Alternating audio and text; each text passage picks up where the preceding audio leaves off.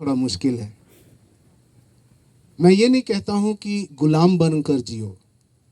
पत्नी पैर के नीचे रौंदने वाली, वो क्या बोलते हैं, पावदानी होता है ना, पावदानी नहीं है, आपका हृदय का एक हिस्सा है।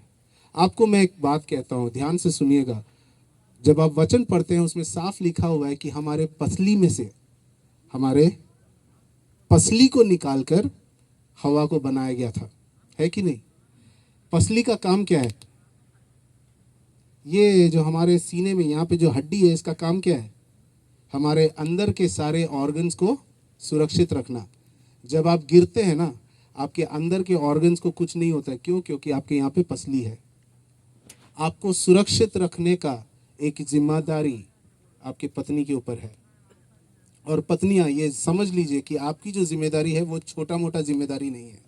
एक पूरे परिवार को संभाले रखना, उसको सुरक्षित आगे बढ़ाना, उसको नर्चर करना, मतलब उसे पोषित करना। अगर आपका परिवार सही तरीके से फलवंत नहीं हो रहा है, कहीं ना कहीं आप एक पत्नी के रूप में अपने जिम्मेदारियों में हार रहे हैं। क्योंकि परमेश्वर ने आपको एक जिम्मेदारी दिया है, किस चीज का? पोषित करने का। हर पति यहाँ खड़े होके पूरे सीना चौड़ा करके कहते हैं कि पति जो है सर है, पर आपको पता है पत्नी क्या है? पत्नी वो हृदय है।